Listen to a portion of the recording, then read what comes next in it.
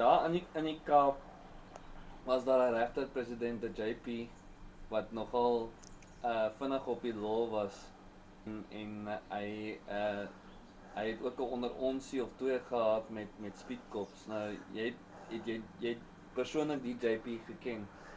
Eintlik nie. Hy was baie ouer as ek. Ek het net die ouens geken wat voor hom verskyn het en hulle het my die storie vertel. Nou daar's eintlik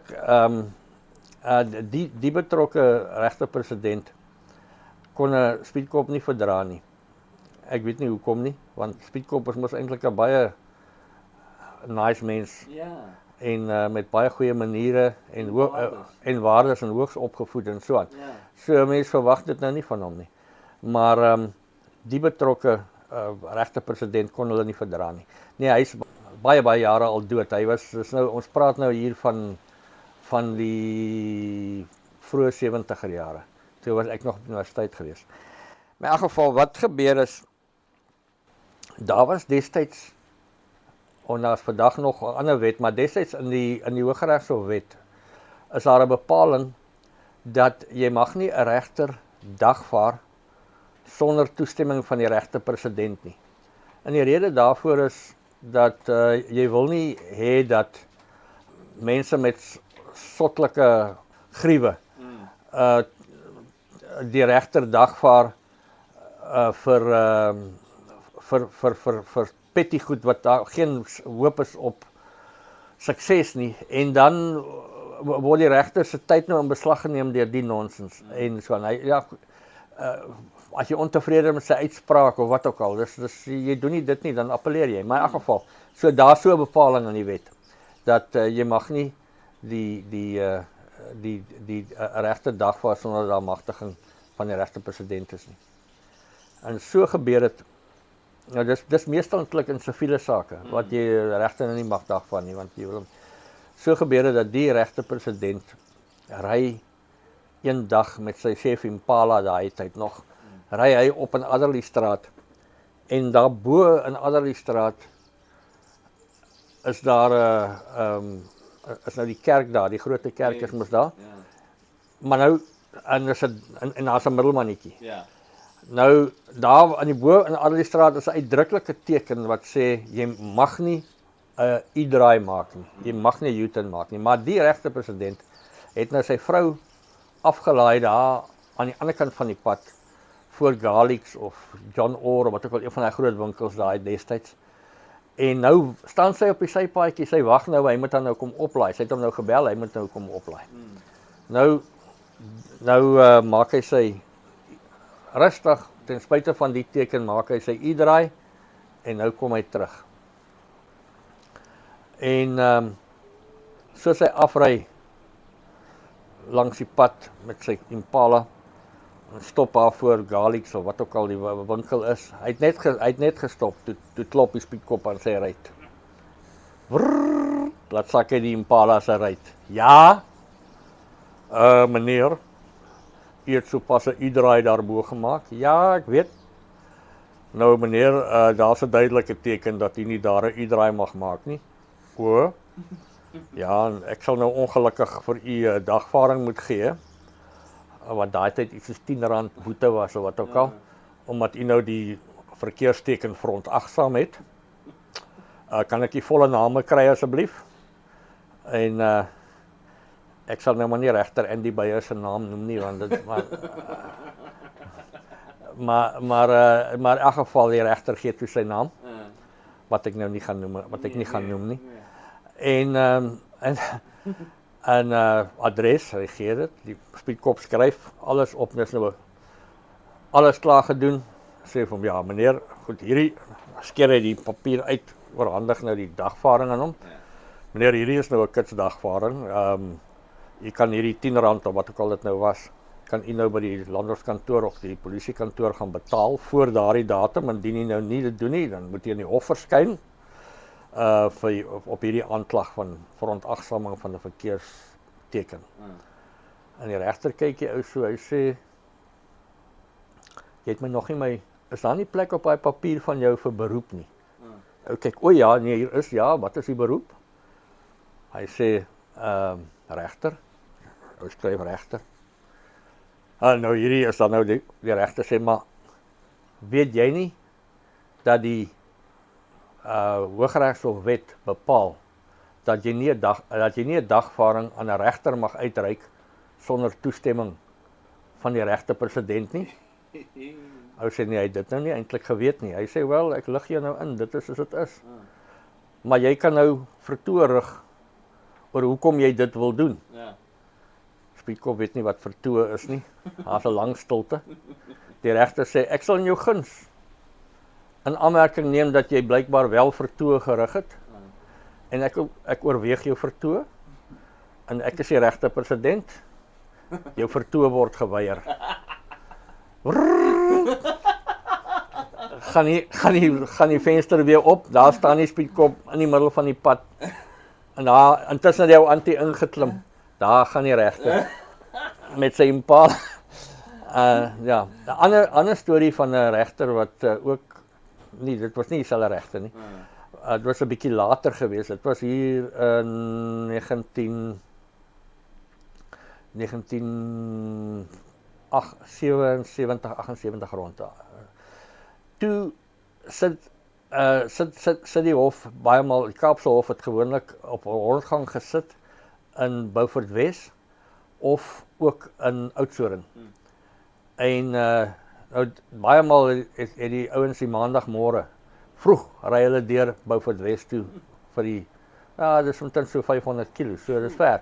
Maar niemand wil in Beaufort Wes slaap as jy nie nodig het om daar te slaap nie. So nou dis Sondag aand, jy wil by jou familie. So vroeg die oggend hier steek almal nou deur. Daardie was 'n Proudeyo geweest, 'n staatsadvokaat gaan deur en 'n staatsadvokaat my die storie vertel wat ek nou vertel.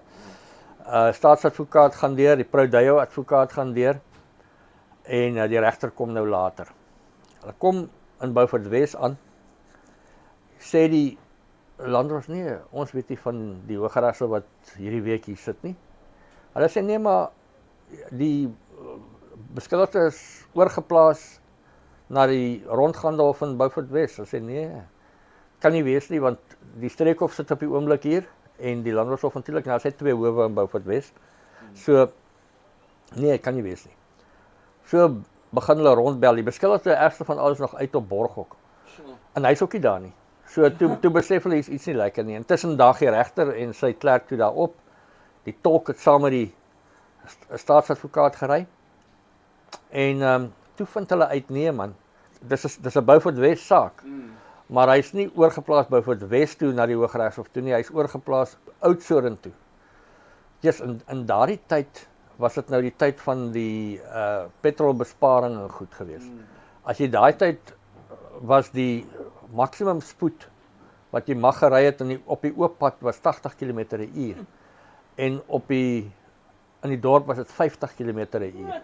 En as jy oor daai spoed gery het, dan was dit nie net 'n spoedoortreding nie, jy het basies nou amper hoogverraad gepleeg. Want dit was ingevolge die wet op verkryging van landsvoorrade was die ding geweest. Kyk, die meeste brandstof was daai tyd op die grens gebruik. En daarom moes ons was 'n boikot teen ons.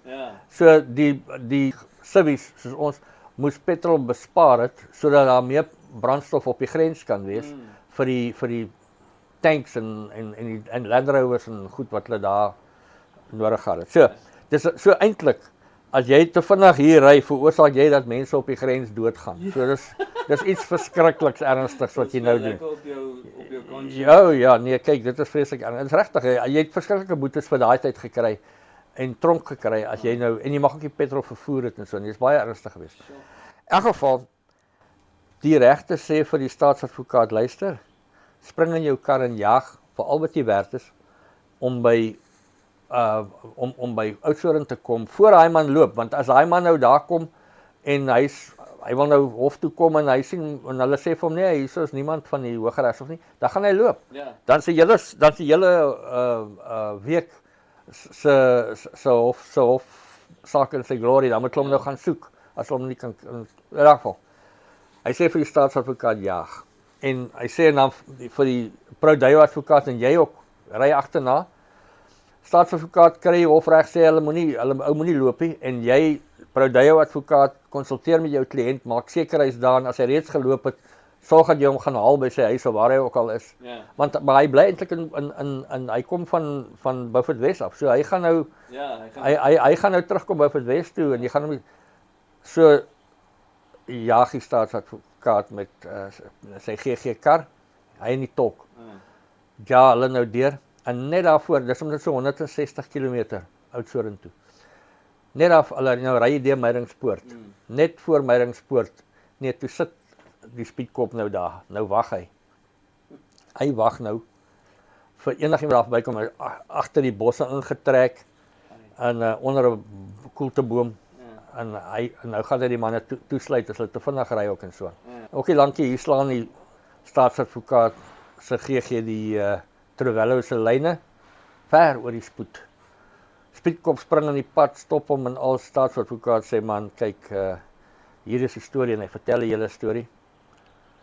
En Speedkop is baie teleurgestel, tolk bevestig ook staatsadvokaat wys vir hom die polisie dossier.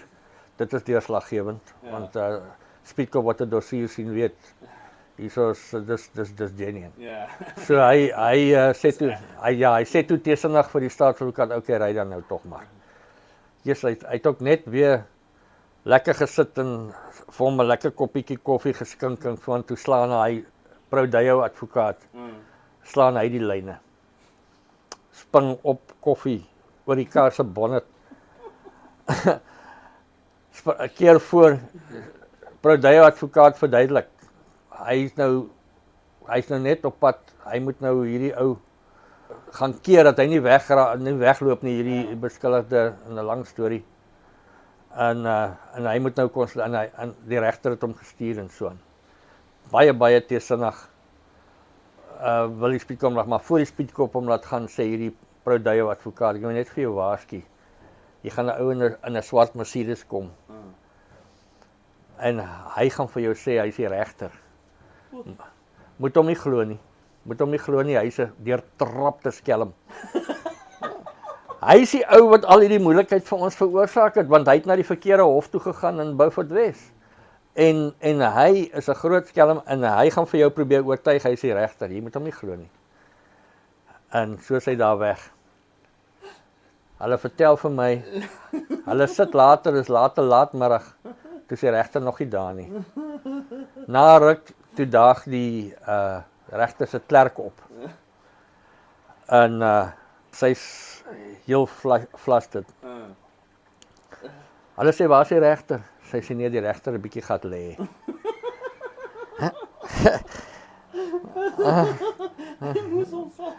Sy sê nou wat? Sy sê, weet jy wat? As dit nie vir my was nie, was hy regter vanaand saam met jou beskuldigde in die tronk gewees. O, sê die staatsadvokaat ewe, het hy te vinnig, is dit verspoed? Nee, sê sy, nie verspoed nie, vermoord. Hy het toe blykbaar die speedkop te lyf gegaan daar.